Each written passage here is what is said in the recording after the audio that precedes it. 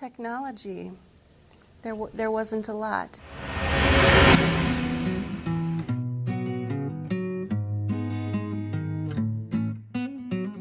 When I first started in my classroom, I had an overhead projector, so you put the little plastic film on and you could write on it. This was our main mode of teaching right here, the overhead projector, and we lived and died on our light bulb for this. When I first started, you didn't have that coming through the computer.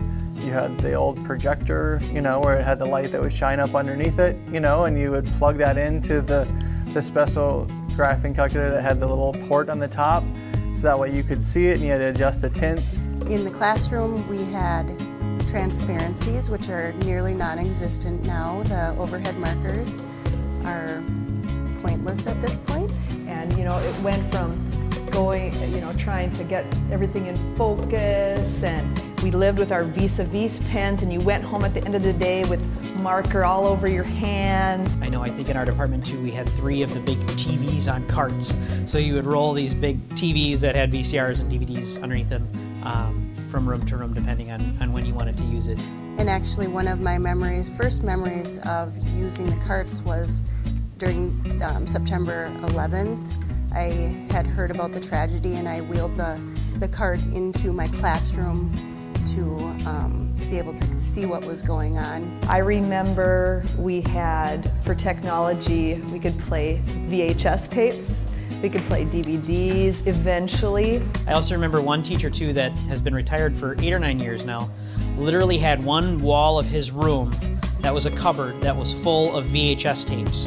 And he had a sign in and out that you could go and get whatever videotape that he had either recorded or saved over the course of his whole career, and you could check them out directly from him. He was like the social studies YouTube of 2006. I was able to use a smart board. At that point, nothing was on the wall. It was just on like a cart you could move, and if anybody came up to write on it and they bumped it, then you had to shift it back until it was in the right position, and then you would orient it again and then you would use it. As a language teacher, we had overhead speakers when nobody else did, and that was huge. We got to have a DVD player eventually and a stereo system, and that was awesome. And then our department shared a video projector that was on a cart. And so attached to the cart was a very long extension cable and a very long VGA cable that you could actually run and physically plug into your computer if you wanted to use it. We had one computer for the department. It was in a different room, and so we would all go to that room. If we needed to make a Word document, we could create our own Word document. We all saved it there, and then we would go down and make copies from there. Oh, the Scantron machines. We had the Scantron machines. That was you could feed the test information through and get some scoring for your tests that your kids took, so you could kind of analyze the results with that, but it was you would hand tally that information. That was technology for us in 1994, and then things quickly changed once we each got a computer. Good morning. It happens to be morning now. You might be looking at this at a different time in the day, and that's perfectly fine. I just wanted to take a couple seconds here to talk a little bit about an upcoming technology audit. Over the last 2 to 3 decades, technology in the Austin schools has increased dramatically, from being used in the business office to now being used daily and by many of our students on a minute-by-minute basis. With that, there's a huge need to look at how we're utilizing those resources. Are we expending our monies in the correct place? Are we providing the right training for our staff?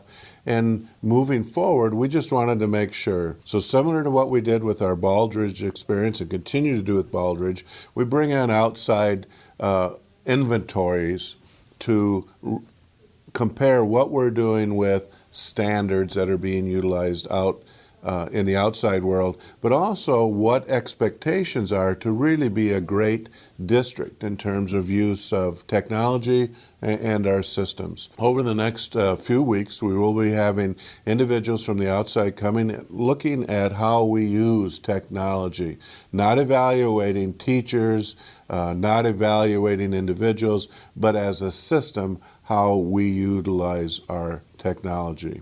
We know that right now, the tools that we've given you, the training that we've given you, our teachers are working very hard to make good use of that. But can we do a better job as a district? Can we put better systems in place to make sure that we're providing the right tools, the right resources for everyone?